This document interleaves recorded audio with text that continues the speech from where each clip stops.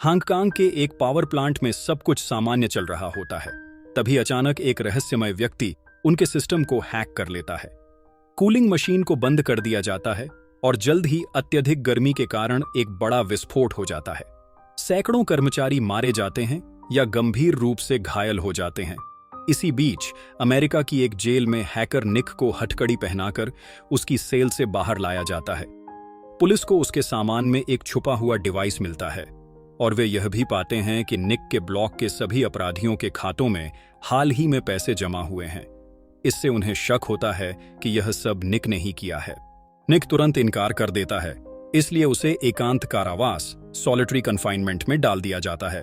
चीन में कैप्टन दवाई सरकार को समझाते हैं कि पावर प्लांट को एक रिमोट एक्सेस टूल RAT से हैक किया गया था।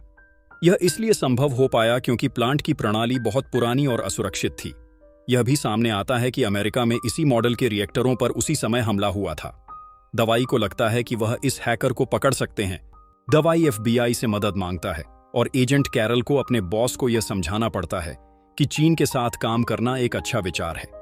आखिरकार दवाई को अमेरिकी प्लांट पर हुए हैकर हमले का कोड मिल जाता है, लेकिन उसके पास उसे डिकोड करने का ज्ञान नहीं है। इसलिए वह अपनी बहन लियन को शामिल करने का फैसला करता है, जो एक नेटवर्क इंजीनियर है।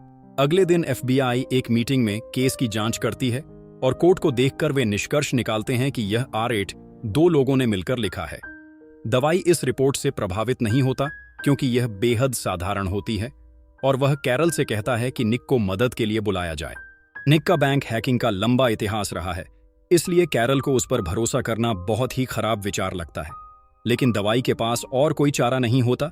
अगर वे इस हैकर को पकड़ना चाहते हैं तो उन्हें उस इंसान की जरूरत है जो इस कोड को वास्तव में समझता हो। FBI का एक एजेंट जेल में निक से मिलता है और उसे एक ऑफर देता है। अगर वह इस केस में मदद करता है तो उसे बाहर निकाला जा सकता है। लेकिन निक उस डॉक्यूमेंट को पढ़ता है और पाता है कि उसे सिर्फ कुछ हफ्तों के लिए छोड़ा जाएगा, इसलिए वह साइन करने से इनकार कर देता है। इसके बजाय वह एक नई डील पेश करता है। अगर वह हैकर को पकड़ लेता है तो उसकी सजा पूरी मानी जाए और अगर नहीं तो वह वापस जेल चला जाएगा। FBI इतनी मजबूर हो चुकी होती है कि वे यह डील मान लेते हैं। उड़ान के दौरान दवाई निक को मॉडिफाइड कोड दिखाता है, जिस पर कैरल उसे डांटती है क्योंकि डील में यह तय हुआ था कि निक को सिर्फ FBI की निगरानी में ही कंप्यूटर एक्सेस मिलेगा। बाद में निक और उसके भाई बहन कोड का विश्लेषण करते हैं और उन्हें कुछ अधूरी लाइनों का पता चलता है। वे इस नतीजे पर पहुंचते हैं कि हैकर को जल्दी पैसे की जरूरत थी, इसलिए उसने सोया मार्केट पर हमला किया ताकि अपने अकाउंट में पैसे भर सके। इसी बीच FBI सुरक्षा कैमरों में लॉजानो को पहचान लेती है और उसके टैटू देखकर उन्हें पता चलता है कि वह एक गैंग का सदस्य है और नौकरी पाने के लिए उसने अपनी पहचान फर्जी बनाई थी। अगर अचानक बहुत सारे एजेंट्स उससे मिलने जाते तो शक हो जाता। इसलिए निक और लियान खुद उससे बात करने के लिए जाते हैं। हालांकि निक को भागने से रोकने के लिए एक एंकल मॉनिटर पहनाया जाता है। दोनों लॉजानो के अपार्टमेंट में जाते हैं, लेकिन उसे मृत पाते हैं। उसकी बांह में एक सुई लगी होती है। निक और लियान उसके कंप्यूटर की जांच करते हैं और ऐसे शक्तिशाली उपकरण पाते हैं जो उसके सभी डेटा को एन्क्रिप्ट करते हैं और उसे बिना किसी IP पते के गुमनाम रखते हैं। संभवतः यह सब हैकर ने ही उसके लिए सेटअप किया था। एक रहस्यमय ईमेल में एक मीटिंग मांगी गई थी, जिसका जवाब निक देता है और समय तथा स्थान की पुष्टि करता है। निक पर नजर रख रहा एजेंट जब यह रिपोर्ट करने की कोशिश करता है तो उसे कोई सिग्नल नहीं मिलता, तो निक उसका फोन लेकर उसे ठीक करने का नाटक करता है और उसी समय अपने एंकल मॉनिटर की ट्रैकिंग ऐप को मॉडिफाई कर देता है। इस दौरान कैरोल और दवाई ट्रेड एक्सचेंज मार्केट के बॉस से उनके सभी क्लाइंट फाइल्स तक एक्सेस मांगते हैं। फाइल्स मिलने के बाद दवाई और कैरोल बिक्री की सूची देखते हैं और 3 ऐसे बड़े सौदे पाते हैं जो एकदम सही समय पर किए गए थे ताकि हैक का फायदा उठाया जा सके। ये सौदे हांगकांग के बैंक अकाउंट से जुड़े होते हैं। शाम को निक और लियान एक रेस्टोरेंट में हैकर से मिलने जाते हैं। इसके बाद निक दवाई को कॉल करता है और बताता है कि वह ईमेल एक जाल था और अब हैकर को पता चल चुका है कि वे उसके पीछे हैं। दवाई घोषणा करता है कि वे अगली सुबह चीन रवाना होंगे ताकि उन बैंक अकाउंट्स का पीछा किया जा सके। इस बीच दवाई को सूचना मिलती है कि प्लांट का तापमान इतना गिर चुका है कि अब अंदर जाकर मरे बिना काम किया जा सकता है। तापमान अभी भी बहुत ज्यादा होता है, इसलिए उन्हें हैजमेट सूट पहनकर जल्दी जल्दी काम करना होता है। जब वे कंप्यूटर रूम में पहुंचते हैं तो वहां अब भी लाशें पड़ी होती हैं। गर्मी के कारण एक एजेंट बेहोश हो जाता है। निक एक आपातकालीन कैबिनेट तोड़कर कुल्हाड़ी निकालता है और सर्वर पर हमला करता है, जिससे कंपन होती है और छत का कुछ हिस्सा गिर जाता है। निक तब तक नहीं रुकता जब तक वह सर्वर खोलकर हार्ड ड्राइव नहीं निकाल लेता। फिर निक और डावाई मिलकर बीमार एजेंट को बाहर ले जाते हैं। इमरजेंसी टीम हार्ड ड्राइव का तापमान नीचे लाकर उसे कंप्यूटर से जोड़ती है और उन्हें मैलवेयर के कुछ अंश मिलते हैं, लेकिन डेटा इतना खराब होता है कि कुछ भी उपयोगी नहीं निकलता। निक को याद आता है कि जब उसे गिरफ्तार किया गया था तब सरकार ने उसका डाटा रिकवर कर लिया था, जबकि उसने उसे डिलीट करने की कोशिश की थी। कैरोल बताती है कि उनके पास ब्लैक विडो नामक एक सॉफ्टवेयर है जो यह काम कर सकता है। वह अपने बॉस से इजाजत मांगती है, लेकिन वह चीन या किसी अपराधी हैकर को यह सॉफ्टवेयर देने से मना कर देता है, क्योंकि सॉफ्टवेयर में रिमोट लॉगिन फीचर है। निक खुद सरकारी सिस्टम में हैक करके उसे चलाने की पेशकश करता है। कैरोल इतनी मजबूर हो जाती है कि वह मान जाती है और पूरी टीम सिवाय लियन के कमरे से बाहर चली जाती है, ताकि अगर कुछ गलत हो जाए तो वे यह कह सकें कि उन्हें इसकी जानकारी नहीं थी। निक कैरोल के बॉस को एक नकली ईमेल भेजता है जिसमें उससे पासवर्ड बदलने को कहा जाता है और उसका मैलवेयर नया पासवर्ड पकड़ लेता है, जिससे उसे ब्लैक विडो तक पहुंच मिल जाती है। टीम रात का खाना खाने निकलती है, इस बात से अनजान कि कोई उनका पीछा कर रहा है और उनकी कार के नीचे कुछ लगा रहा है। जब तक वे वापस आते हैं, निक के पास हैकर का आईपी एड्रेस होता है। पता चलता है कि उसका होम सर्वर इंडोनेशिया में है, लेकिन निक उसे क्रैक नहीं कर पाता क्योंकि यह एक ऐसी कंपनी द्वारा होस्ट किया गया है जो खास तौर पर हैकरों के लिए होती है, यानी यह बुलेट प्रूफ है। अब उनके पास सिर्फ एक ही विकल्प बचता है, खुद वहां जाकर फिजिकल ड्राइव्स हासिल करना। कैरोल अब कोई मदद नहीं मांग सकती क्योंकि उसने पहले ही ब्लैक विडो की मांग की थी, इसलिए डावाई वादा करता है कि वह अपने सीनियर अधिकारियों से बात करेगा ताकि इंडोनेशिया के लिए वीजा और पहचान पत्र मिल सकें। इस बीच चीनी सरकार डावाई को बताती है कि एफबीआई ने उन्हें सूचित किया है कि निक ने गोपनीय सॉफ्टवेयर में हैकिंग की थी और अब वे उसे फिर जेल भेजना चाहते हैं।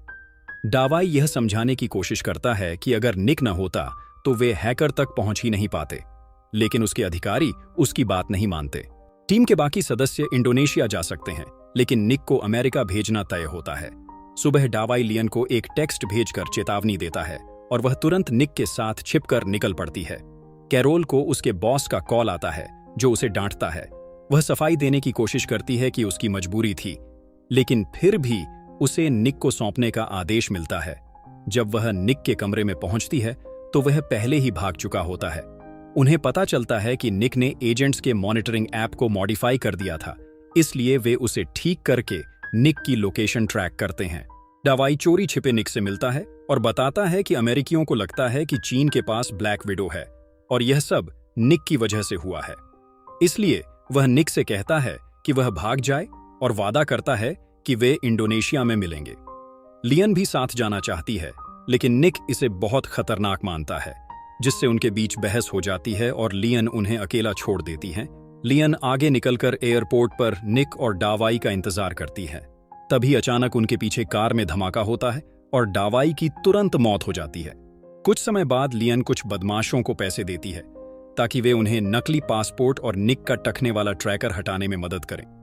पुलिस ट्रैकर ऐप से निक को ढूंढने की कोशिश कर रही होती है, लेकिन ट्रैकर को पहले ही समंदर में फेंका जा चुका होता है। कुछ समय बाद निक और लियन इंडोनेशिया पहुंचते हैं और कई सारे उपकरण खरीदते हैं, जिन्हें वे अपने कमरे में कंप्यूटरों के साथ सेटअप करते हैं।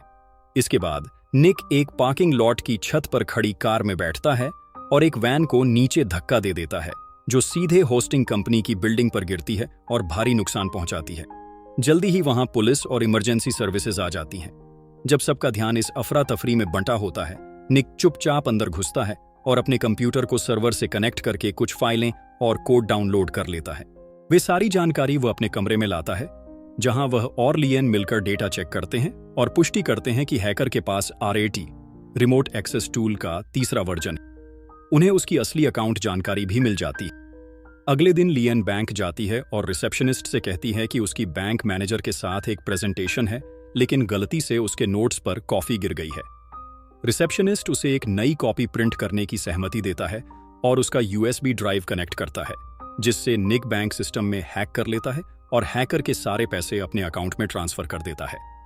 इसके बाद वह हैकर को एक चेतावनी संदेश और एक फोन नंबर भेजता है। आखिरकार उन्हें कास्टर की कॉल आती है, लेकिन निक हैकर से सीधे बात करने की मांग करता है और कॉल काट देता है। फिर दोबारा कॉल आती है। इस बार वह सादक है, जो असली हैकर और कास्टर का बॉस है। निक दिखावा करता है कि वह सादक के साथ साझेदारी करना चाहता है और मिलने की सहमति देता है। निक ने सादक से सिर्फ कास्टर को लाने को कहा था, लेकिन सादक अपने सारे आदमियों को लेकर आता है। लिएन यह दूर से देख लेती है और निक को चेतावनी देती है, जो तुरंत सादक को कॉल करके जगह बदलने को कहता है। शाम को वे स्थानीय त्योहार में जाते हैं, लेकिन सादक फिर से अपने आदमी ले आता है। वे भीड़ में छिप जाते हैं और जरूरत पड़ने पर डांसरों को धक्का देकर रास्ता बनाते हैं। निक चुपके से कास्टर पर पीछे से हमला करने की कोशिश करता है, लेकिन कास्टर मुड़कर उस पर बंदूक तान देता है। जैसे ही कास्टर उसे तलाशी लेने के लिए पास आता है, निक तेजी से उसकी गर्दन पकड़कर उसे स्क्रूड्राइवर से मार देता है। फिर वह कास्टर की बंदूक उठाकर सादक की ओर बढ़ता है, लेकिन इससे पहले कि वह गोली चला सके, सादक के आदमियों की फायरिंग शुरू हो जाती है। भीड़ में भगदड़ मच जाती है। निक भी जवाबी फायर करता है, जिसमें वह कुछ बार घायल होता है, लेकिन दोनों गुंडों को मार गिराता है। इसके बाद दोनों में घमासान लड़ाई होती है और निक सादक का हाथ तोड़ देता है, जिससे उसे मौका मिलता है और वह सादक को बार बार चाकू मारता है जब तक वह मर नहीं जाता। इसके बाद निक भागकर लिएन के पास पहुंचता है, जो उसे कार तक ले जाती है। अगले दिन वे दोनों इंडोनेशिया छोड़ देते हैं और सादक के पैसों से एक नई जिंदगी की शुरुआत करते हैं। अगर आपको यह वीडियो पसंद आया हो तो सब्सक्राइब करना न भूलें, क्योंकि आपके सब्सक्राइब करने से मुझे बेहतर वीडियो बनाने के लिए प्रोत्साहन मिलता है। अगले वीडियो में फिर मिलते हैं।